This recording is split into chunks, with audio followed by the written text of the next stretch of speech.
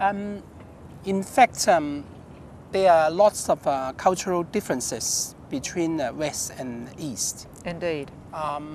Say, for example, for our Eastern people, especially Chinese people, we would like to mix other kinds of arts with the photography. Yes, because you use painting, you use art, don't you, with some of your photographs? Yes. There are people who do that in England as well. Particularly, they may mix literally their art or using very artistic approaches to their photographs with the manipulation work that they do in Photoshop, like some of the ones that I was showing you.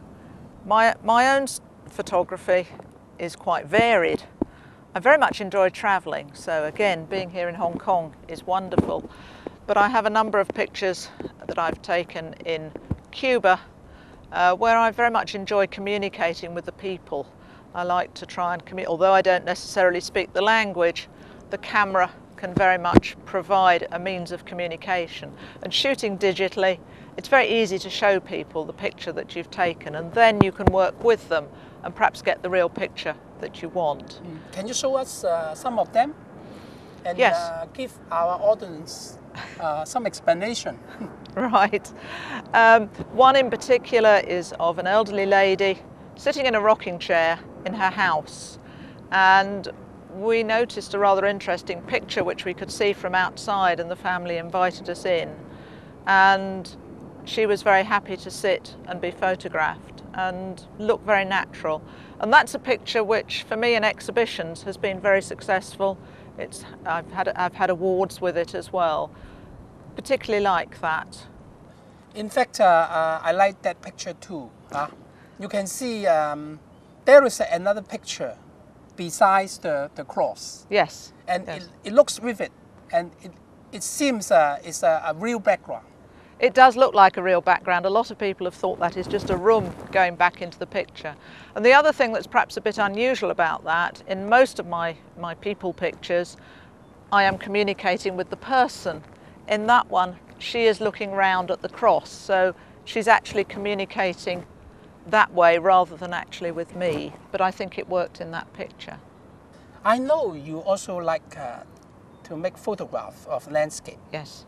And I saw many of them. Say, for example, this one. I particularly enjoyed photographing in Yellowstone in winter because you get the most amazing mix of steam rising in the thermal areas, and as long as it's really cold, you will get that steam then freezing onto trees, and you just get this magic mix of frost and steam. And the steam is constantly swirling, so it's always changing, and you can stand there and take picture after picture, and you get different images. Let me show you my picture that I was taken in Jilin. You see, the tree is full of the snow. Yes. What do you think this one? I liked it very much when I saw it, and you've got the two animals. The two animals there, I think, are really important to the picture. Makes it just a complete, but the lovely light and the snow on the tree is beautiful. How you compare that with your Yellowstone photographs? Where I was particularly photographing, there are a lot more, the trees are much thinner and straighter rather than that. You've got a lovely big tree there, which is really nice, so it's an individual. I was working with more in a woodland, so that there is a lot of trees coming across. It's quite different, huh? So in that way it's quite different.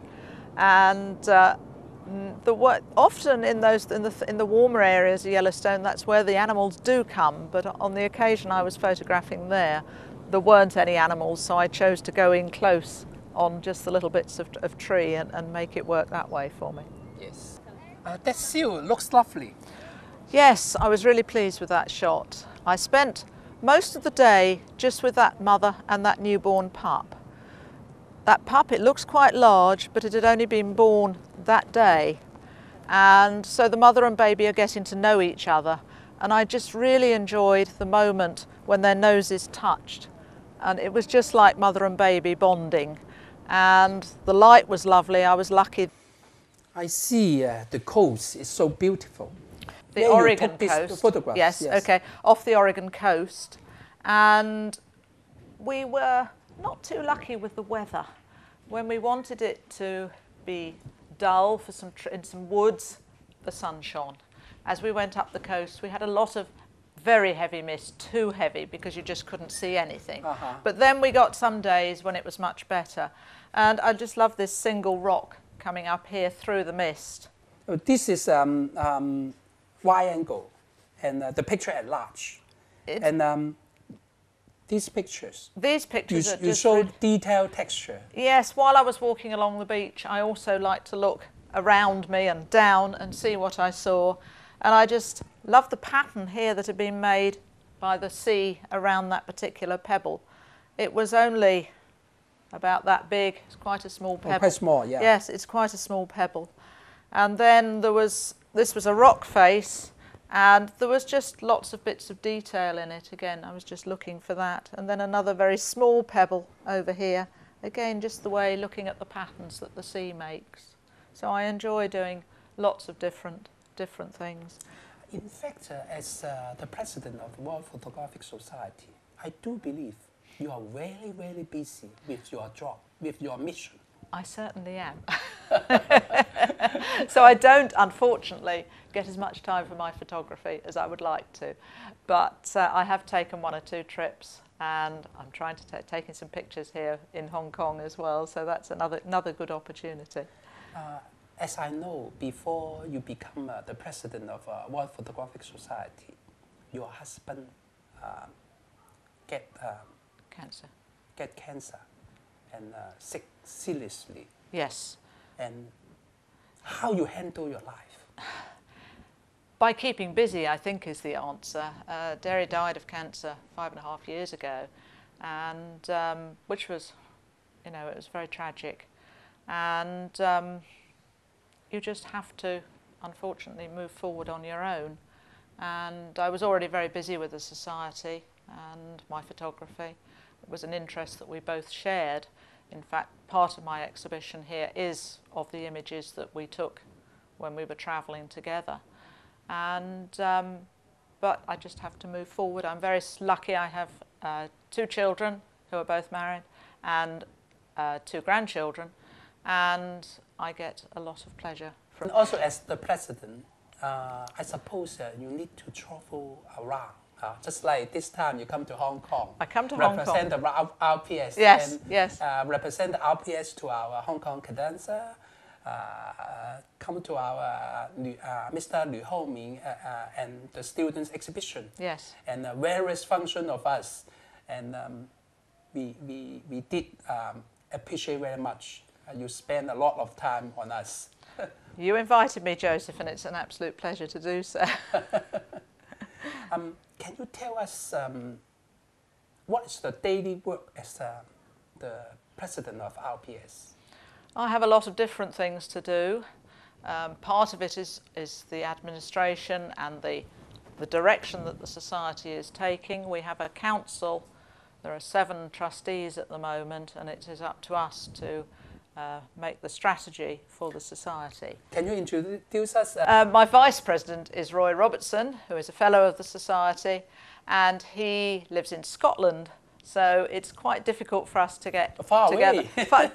Within England, quite a long way away. I live near London. The society headquarters are in Bath, and then Roy is up in Scotland. Mm-hmm. And the treasurer, Walter Benzie, is an LRPS, and he lives a little bit nearer me, so that's a little bit easier. But we are the officers. There are 4 other trustees, and then we have a tremendous number of other volunteers who help us with our different regions within the United Kingdom. World Photographic Society, of course, is for the photographers. Yeah. And as president, as trustee, they are photographers or just administrators? No, we are all mostly photographers, but the Society's aim is to promote both the art and the science of photography. So in fact, 2 of our trustees are imaging scientists, but they do also take some pictures.